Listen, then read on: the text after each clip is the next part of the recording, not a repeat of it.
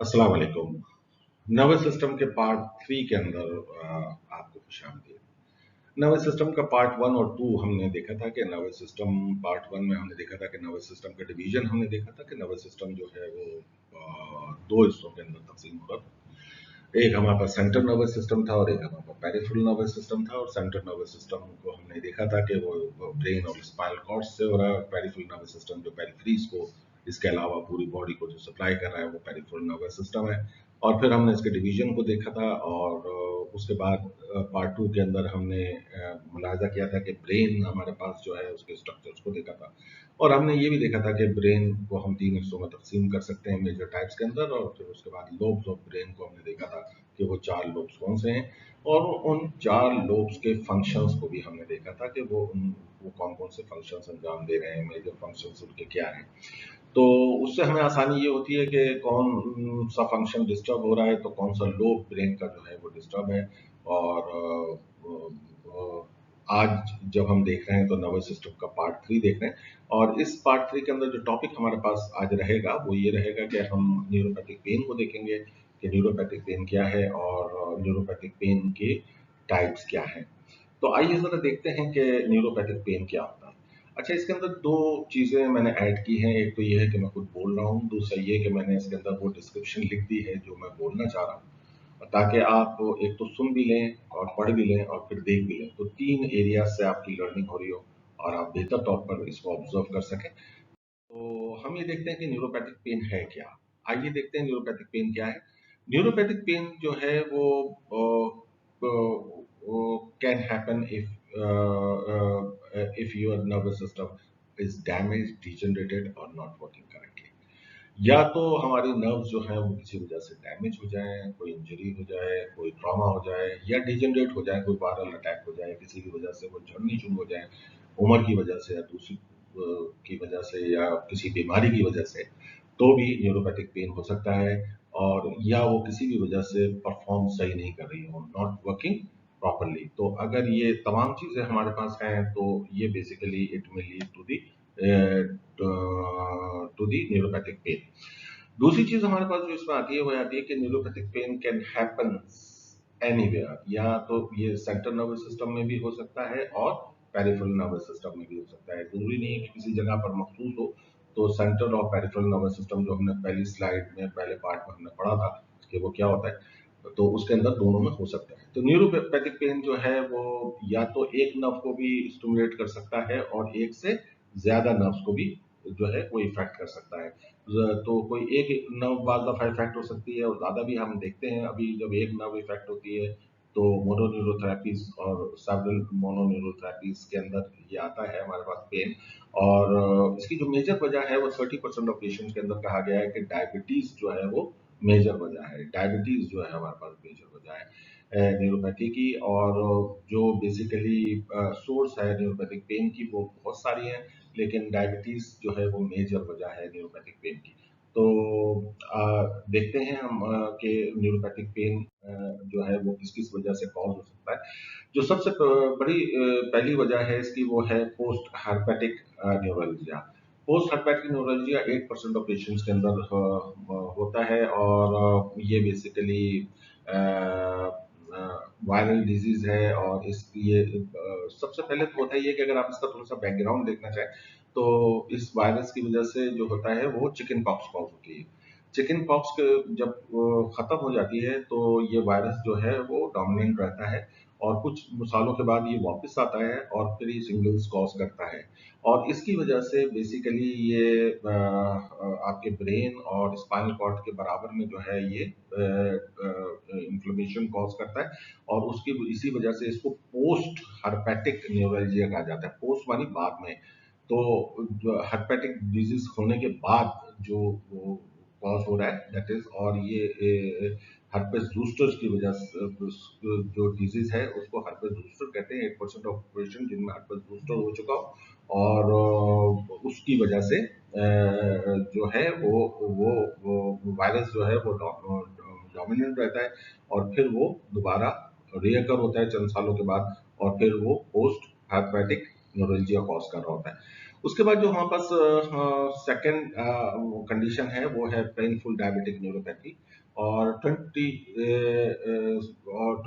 26% of patients के अंदर, 25% of patients के अंदर टाइप 2 डायबिटीज के अंदर ये होता है। तो टाइप 2 डायबिटीज हम इसलिए कह रहे हैं कि टाइप 1 भी डायबिटीज होती है और टाइप 2 भी डायबिटीज होती है। तो टाइप 2 डायबिटीज जहाँ पे इंसुलिन रेजिस्टेंस बहुत ज़्यादा डेवलप हो जाता है पेशेंट के अंदर, और या उसका इंसुलिन जो है वो उसकी प्रोडक्शन कम हो जाती है या किसी भी वजह से, तो उनमें भी जो पेनफुल डायबिटिक न्यूरोपैथी कवर होती है। और उसके बाद जो तीसरी वजह है वो है low back nerve root pathology.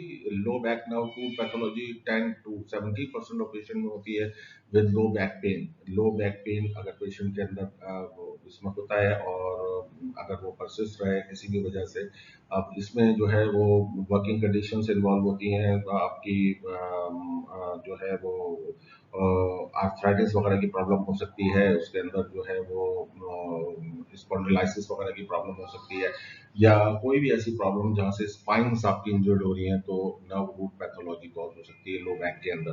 उसके बाद हमारे पास स्पाइनल कॉर्ड इंजरीज वगैरह जो है वो 67% ऑफ पेशेंट्स के अंदर with the spinal cord injuries में lead to the neuropathic pen.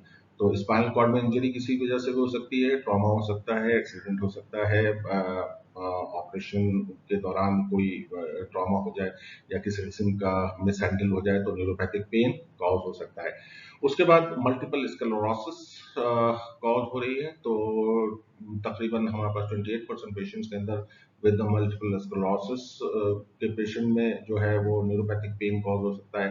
और आखिर में हमारे पास स्ट्रोक के अंदर कहा जाता है कि 8% ऑफ पेशेंट के अंदर जो स्ट्रोक है, यानी कि ब्लड सप्लाई अगर ब्रेन को किसी भी तरह से मुतासर हो रही है, और वो जो है may lead to the neuropathic pain. तो ये वजूहत है हमारे पास।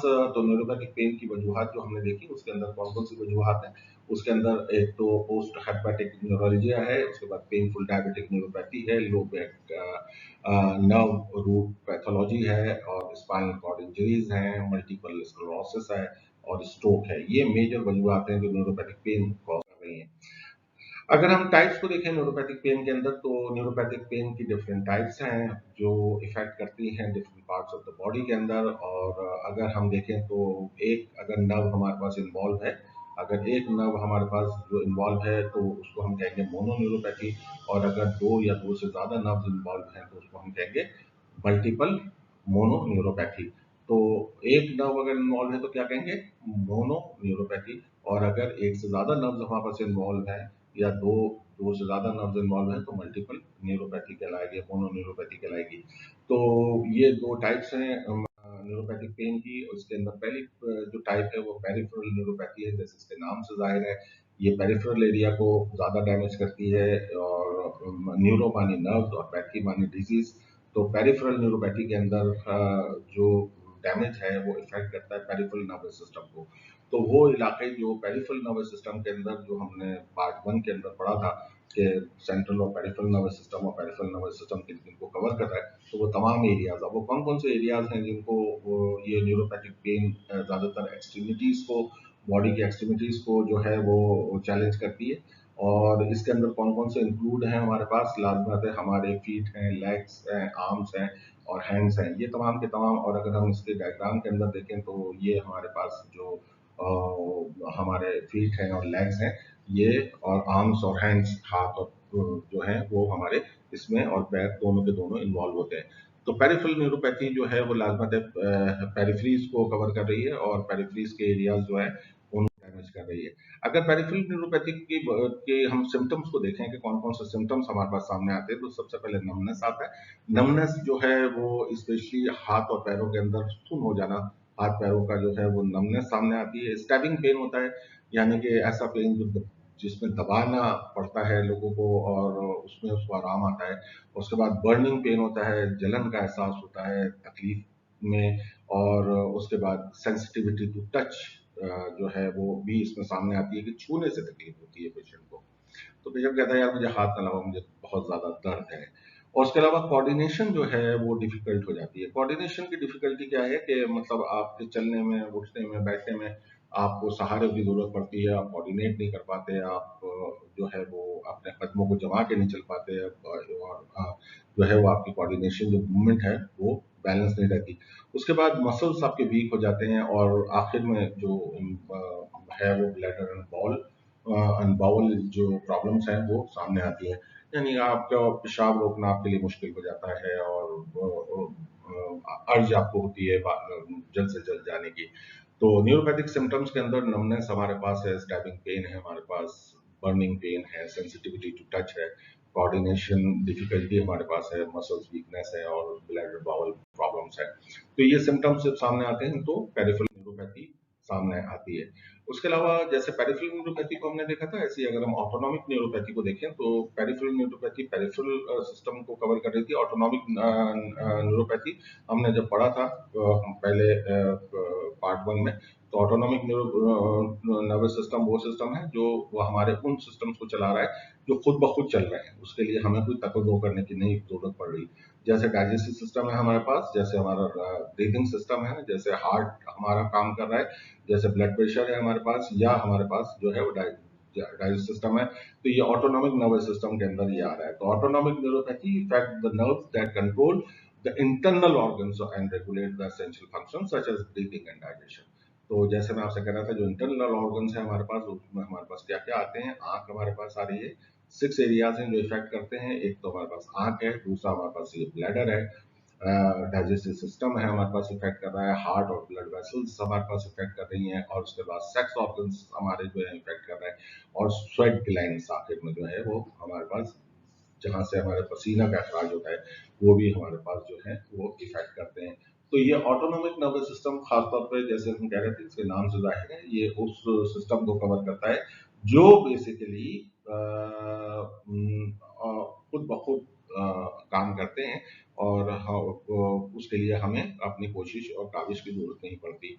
उसके बाद हम ये देखते हैं कि हमारे पास डायबिटिक न्यूरोपैथी जो एक वजह है, सबसे बड़ी वजह है, और इसके अंदर ब्लड शुगर हाई हो जाती है बॉडी के अंदर ओवर टाइम, और this can damage the blood vessels and supply to the vital oxygen and nutrients to the nerves. अब जब डायबिटीज बढ़ जाती है तो उसमें क्या होता है, उससे दो प्रॉब्लम्स होती हैं। सबसे पहली प्रॉब्लम ये होती है कि जब खून वहाँ पे नहीं पहुँच पा रहा, खून गाढ़ा हो गया है, और हमारी जो पेरिफेरीज हैं उनमें कैपिलरीज बहुत बारीक हैं, उन कैपिलरीज के अंदर जो है ना खून अच्छी तरीके से नहीं जा पा रहा, तो ऑक्सीजन भी वहाँ नहीं जा पा रही, और साथ में न्यूट्रॉन्स भी वहाँ पर नहीं जा पा रहे। अब जब ये ऑक्सीजन और न्यूट्रॉन्स वहाँ पे नहीं जा रहे, तो इसकी वजह से बेसिकली क्या हो रहा है कि जो फंक्शंस हैं वो डिसेबल हो रहे हैं। तो ये ऑक्सीजन का डिक्रीज हो रही है, न्यूट्रॉन्स डिक्रीज हो रहे हैं, तो बेसिकली डिफिकल्टी हो रही है किसी भी एरिया को अपने फंक्शन को अंजाम देने के अंदर। तो यहाँ पर हम ये देखते हैं कि हमारे पास जो चीज़ है वो जब हम डायबिटिक पेरिफेरल न्यूरोपैथी को देखते हैं, तो इसके अंदर जो सबसे पहली चीज़ हमारे पास आती है वही आती है कि ये हमारे पास एक हेल्दी टिश्यू है, और जिस वक्त डायबिटिक पेरिफेरल न्यूरोपैथी शुरू हो रही है, डायबिटिक पेरिफेरल न्यूरोपैथी शुरू हो रही है, तो आप ये देखिए कि यहाँ पर जो है वो डायबिटिक रिलेटेड जो है वो मेटाबॉलिक डिसऑर्डर शुरू होते हैं।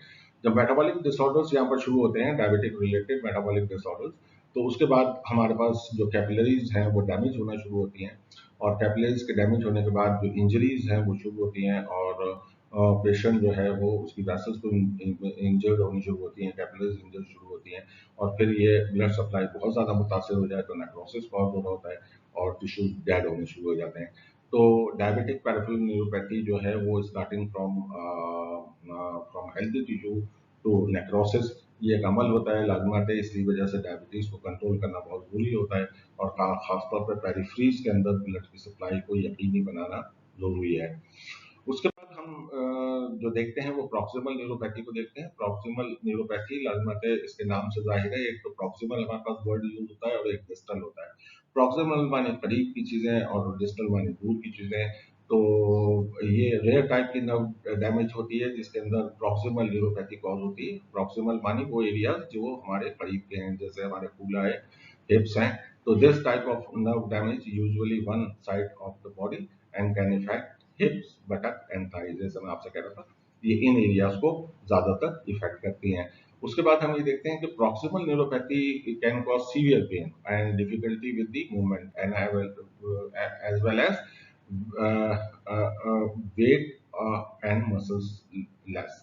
हमारे पास ये होता है कि हमारे पास दो वजूहत इसकी हो सकती हैं कि एक तो हमारा वजन खुद जो है वो है, और दूसरा ये है कि हमारे मसल्स की जो मूवमेंट है वो रिस्ट्रिक्ट हो जाती है, और इसकी वजह से प्रॉक्सिमल न्यूरोपैथी कॉज हो रही होती है।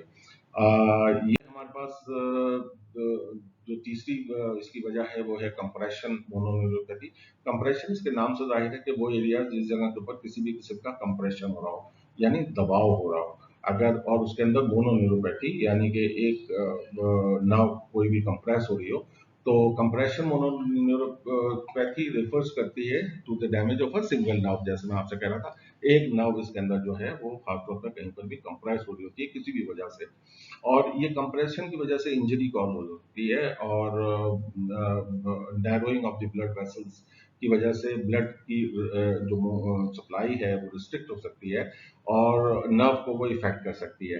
तो इसकी वजह से जो फंक्शंस हैं वो इफेक्ट होते हैं, और ये पेन कॉज कर सकते हैं। ये वो एरियाज हैं जहाँ पे कंप्रेशन बहुत ज़्यादा होता है। आप कंप्यूटर वगैरह पे काम कर रहे होते हैं, हमने देखा है कि यहाँ पर कंप्रेशन होता है, हर वक्त आप झुके रहते हैं, और दूसरी तरफ आप बैठ के कोई काम कर रहे हैं बहुत ज़्यादा, तो और या आप वो ऐसे मजदूरी वाला कोई ऐसा काम कर रहे हैं, वजन उठा रहे हैं, बहुत ज़्यादा वो कर रहे हैं, तो उसकी वजह से भी यहाँ पे जो कंप्रेशन आता है, तो ये may lead to the compression mode of neurotherapy. यहाँ पर जो इंजरीज कॉज हो सकती हैं, रेपिटेटिव स्ट्रेन कॉज हो सकता है, किसी भी इंजरीज की वजह से ये चीज़ें हो सकती हैं। बार बार अगर किसी जगह पे स्ट्रेन हो रहा हो, बार बार रेपिटेटिव स्ट्रेन अगर हो रहा हो, बार बार एक जगह के ऊपर स्ट्रेन हो रहा हो, तो उसकी वजह से जो नर्व्स हैं वो बेसिकली ज़्यादा कंप्रोमाइज हो सकती हैं। तो